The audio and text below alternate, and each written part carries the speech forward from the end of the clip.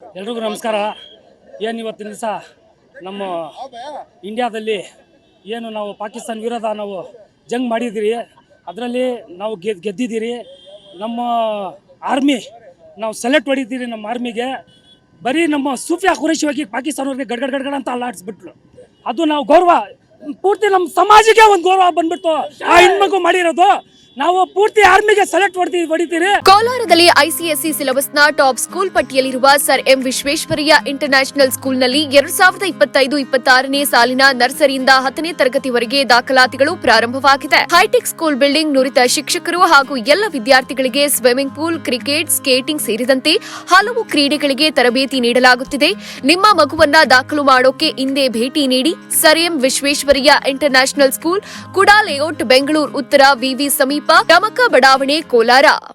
ಯಾವುದೇ ಕಾರಣಕ್ಕೂ ನಾವು ನಮ್ಮ ದೇಶಕ್ಕೆ ಬಿಟ್ಟು ಕೊಡೋದಿಲ್ಲ. ಅದ್ ಯಾರನ್ನ ಪಾಕಿಸ್ತಾನ ಅಲ್ಲ, ಅವ್ರ ಅಪ್ಪ ಇದ್ರೇನು ನಾವು ಪ್ರಾಣ ಕೊಟ್ಬಿಡ್ತೀವಿ ನಮ್ಮ ದೇಶಕ್ಕೆ.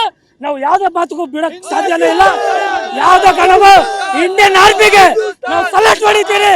ಇವತ್ತೊಂದ್ ದಿವಸ ನಾವು ಗೆದ್ದಿದ್ದೀರಿ.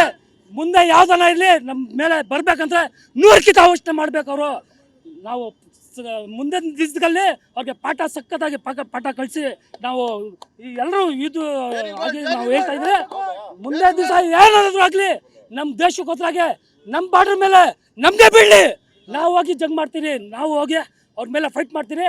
ನಮ್ಮ ಪ್ರಾಣ ಬೇಕಾದ್ರೆ ನಾವು ಕೊಡೋಕೆ ಸಿದ್ಧವಾಗಿದ್ದೀರಿ.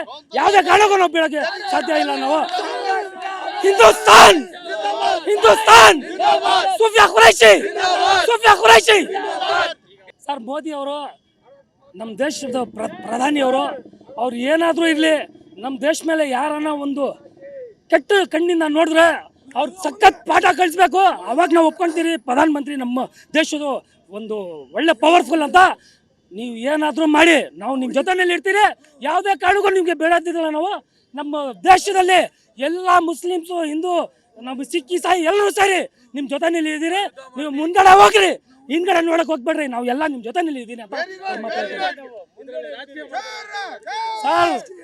ರಾಜಕೀಯ ಇದೆ ಅವ್ರವ್ರ ಇದ್ರಿಗೆ. ಅವ್ರ ಇವಾಗ ನೋಡಿ, ನಾನು ಕಾಂಗ್ರೆಸ್ನಲ್ಲಿ ಇರೋದು.